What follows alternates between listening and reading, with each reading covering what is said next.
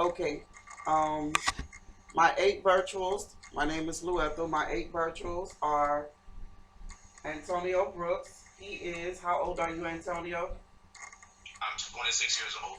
All right. Shanquay, who is 25. Frederick, who is 32. 32. Florida, who is 53. she's 53. Daniel, 31. Onisha, 29. 29. Javen, 47. 47. 18. And 18. All right. So we thank you. This is my virtual audience, and we will now begin.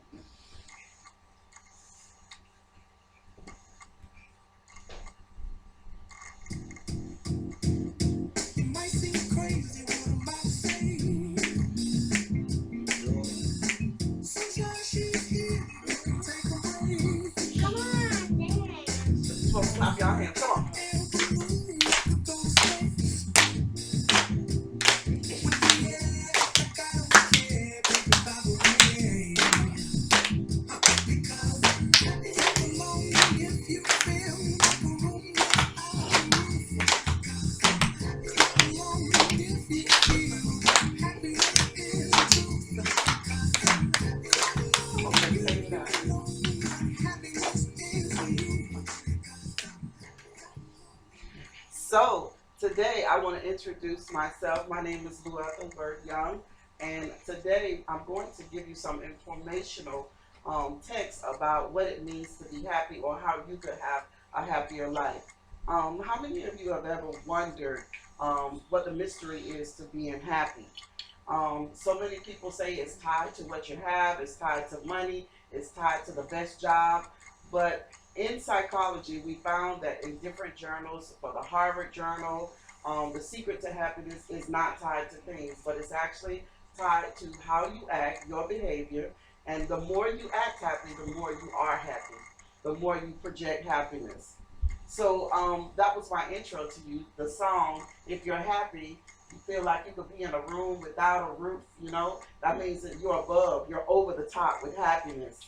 So the question was, have you ever asked yourself how you can obtain happiness? We all have, I'm sure. 3 things to inform you about happiness. 3 things, just 3 things.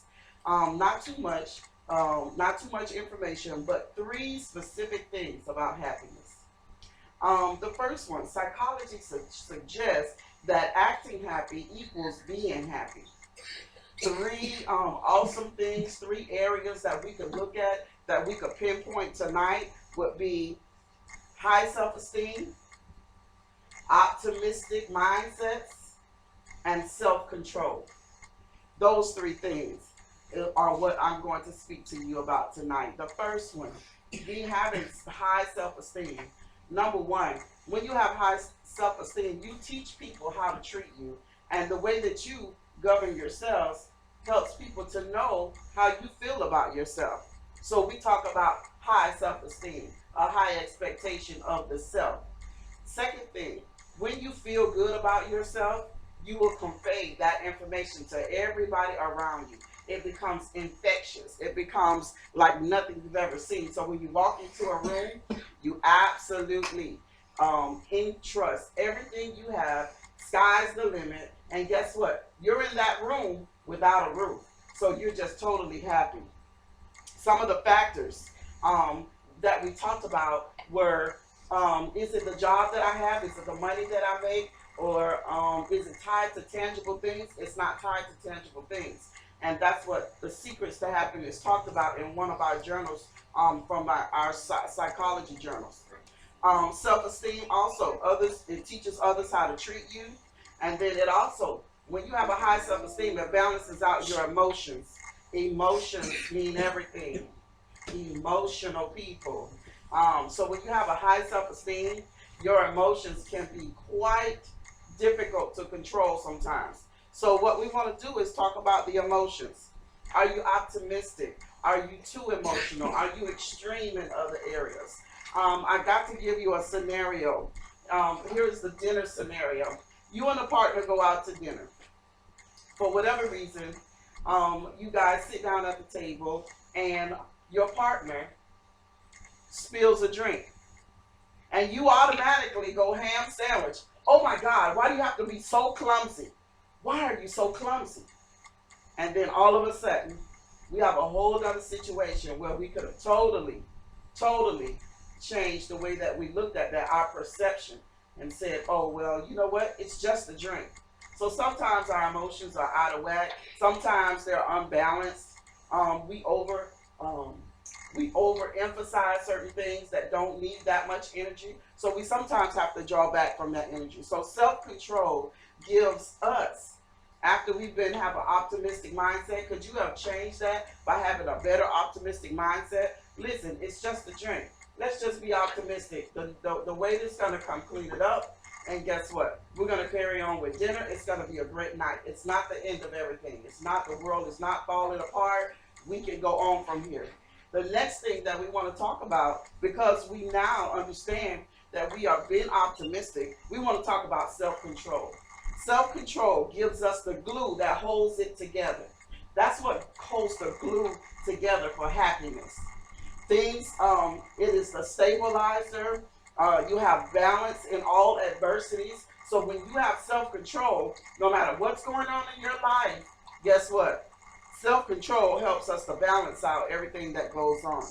The way we feel about it, the way we perceive it. Have we had an optimistic mindset?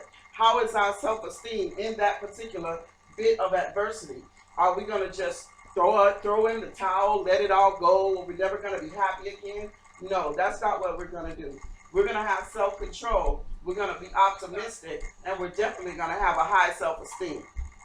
So I wanted you to understand about the self-confidence, the high self-esteem that's needed, and understanding that these three things are rules. They're tools and rules to have a happier you, a happier life. No one person is ever responsible. No one person or thing is responsible for your happiness. That only can be done by you. So tonight we're talking about these three things, which are high self-esteem. We're talking about having an optimistic attitude. And the third thing we're talking about is having self-control. Those are the tools that have been proven to have a happier self or a happier life. And they're not tied to things, they're not tied to people, but they're all internally inside of you.